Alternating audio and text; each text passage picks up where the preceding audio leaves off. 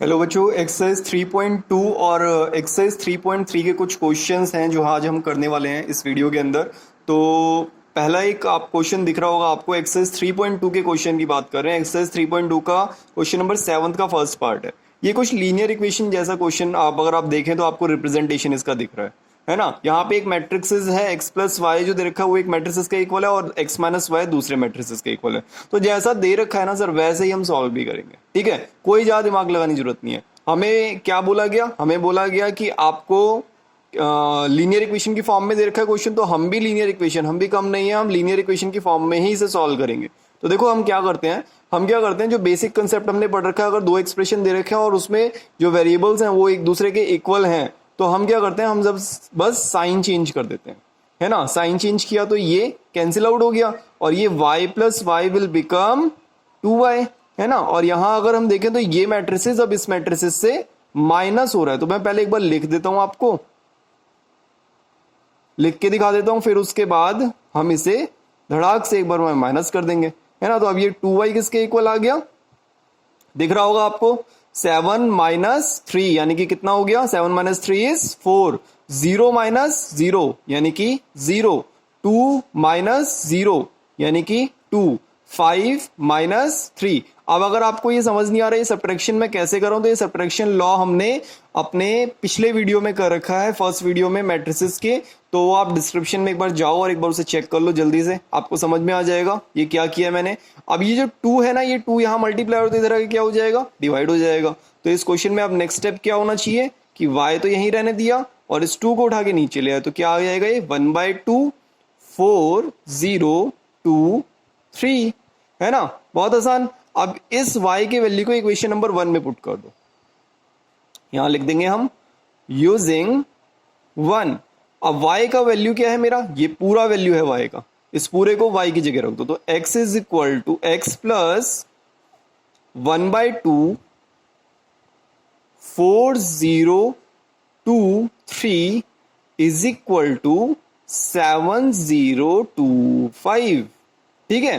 अब 1/2 अगर मैंने मल्टीप्लाई किया, अंदर हर एक एलिमेंट से मल्टीप्लाई होगा, आप सभी जानते हो, है ना। तो एक बार मैं क्या करता हूं, इसे मल्टीप्लाई भी कर देते हैं अंदर और इसको RHS में उठा के ले आते हैं। तो मैं पहले RHS का ये लिख लेता हूं 7 0 2 5 माइनस, अब देखो इसको मैं अंदर 1/2 को अंदर मल्टीप्लाई करूंगा, 1/2 को अंदर मल्टीप्लाई करूंगा, इसको RHS में ले आऊंगा। तो यहाँ ये प्लस में था तो इधर आके क्या हो जाएगा, माइनस में हो जाएगा। तो जब मैं 1/2 इधर लेके आया तो क्या हो जाएगा कि 1/2 इंटू में 4, 1/2 इंटू में 4 कितना हो जाएगा 2। फिर 1/2 इंटू में 0 0, 1/2 इंटू में 2 1, 1/2 इंटू में 3 3/2। अब बस सब्ट्रैक्ट कर दो इन्हें, सब्ट्रैक्ट करेंगे तो क्या आएगा 7 माइनस 2 5, 0 माइनस 0 0, 2 माइनस 1 1, 5 माइनस 3/2। अब ये देखो इस टाइप का सब्ट्रैक्शन होता है ना, बच्चा कंफ्यूज हो जाता है। अब देखो सोचने की बात है, 3/2 का मतलब क्या है, 1.5 है। 5 में से 1.5 गया, कितना बचा 3.5। 3.5 को आप क्या लिख सकते हो 7/2। ऐसे बिल्कुल सिंपल तरीके से अपना देसी वाला तरीका अपनाओ, मैथ्स बहुत आसान है। ठीक है, तो ये क्वेश्चन का आंसर हमारा आ गया। अब एक और क्वेश्चन पूछा गया था कि क्वेश्चन नंबर 9 का आंसर कैसे निकाला जाए। तो अब देखो इस क्वेश्चन में मैंने आपको बताया था कि अगर कोई एक एलिमेंट है वो बाहर मल्टीप्लाई हो रहा है तो पूरे एक्सप्रेशन से मल्टीप्लाई होगा अंदर। तो ये कैसा होगा, ये कैसे लिखा जाएगा, ये लिखा जाएगा 2 6 0 2x plus y 0 1 2 is equal to 5 6 1 8। Now add them, add करेंगे और कंपेयर करा लेंगे। कंपैरिजन भी अपने पिछले वीडियो में किया था, इतना काम आप कर लेना। अगर नहीं हो पा रहा तो मैं एक स्टेप और कर देता हूं। तो हम अगले स्टेप में ऐड करेंगे तो क्या हो जाएगा 2 plus y 6 plus 0 6 0 plus 1 1 2x plus 2 is equal to में 5 6 1 8। अब 2 प्लस वाई को जब मैं 5 से कंपेयर कराऊंगा और 2x प्लस 2 को मैं 8 से कंपेयर कराऊंगा तो आंसर आ जाएगा 1 और 6 का कोई लेना देना ही नहीं है, इसलिए दोनों इक्वल इक्वल में एग्जैक्ट लिखे हुए।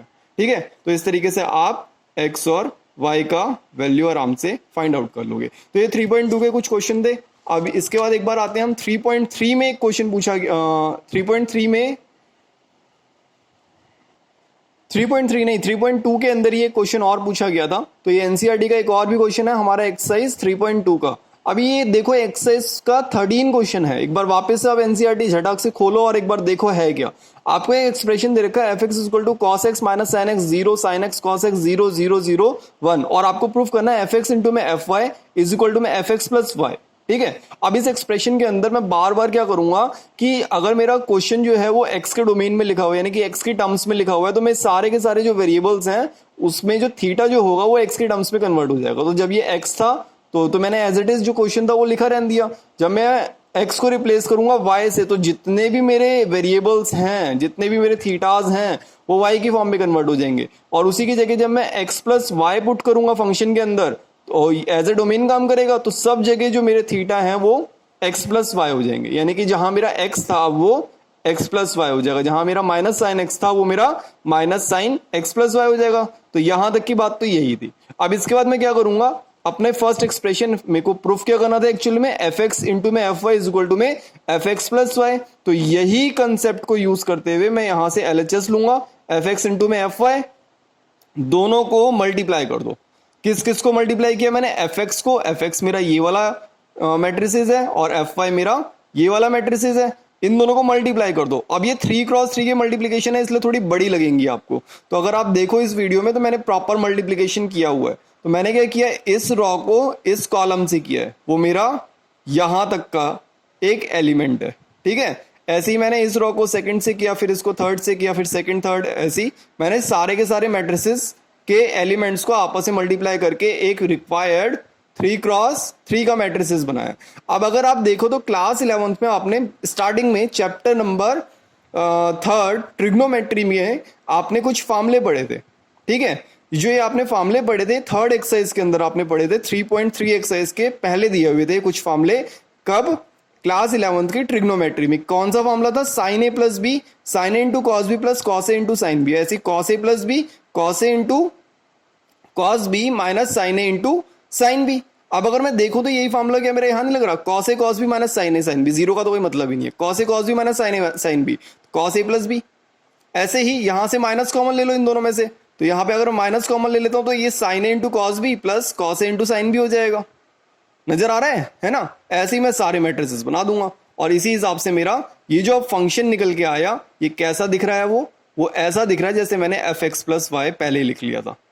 ठीक है, तो इस हिसाब से मेरा ये एफ एक्स प्लस वाई मेरा इक्वल के में प्रूफ हो जाएगा और यही तो मुझे प्रूफ करना था। ठीक है, तो आप बेसिक इस क्वेश्चन में क्या है जो आपको ध्यान रखना है कि जब मैं डोमेन की वैल्यू एक्स रख रहा हूं तो मेरा पूरा का पूरा मैट्रिसेस एक्स के टर्म्स में कन्वर्ट हो रहा है। जब मैं डोमेन को वाई ले रहा हूं तो मेरा पूरा वाई के टर्म्स में कन्वर्ट हो रहा है। जब मैं एक्स प्लस वाई ले रहा हूं तो मेरा एक्स प्लस वाई के टर्म्स में कन्वर्ट हो रहा है। उसके बाद मैंने f x into f y को मल्टीप्लाई किया मैट्रिसेस की फॉर्म में, दोनों को अलग अलग, और जो पूरा एक्सप्रेशन निकल के आया वहां पे साइन ए प्लस बी और कॉस ए प्लस बी के फॉर्मूलों को सब्सटीट्यूट कर दिया और मेरा आंसर आ गया। ठीक है, इसी के बाद एक और क्वेश्चन डाउट में आया था जो कि मैं चाहूंगा कि आप एक बार फिर से ट्राई करें।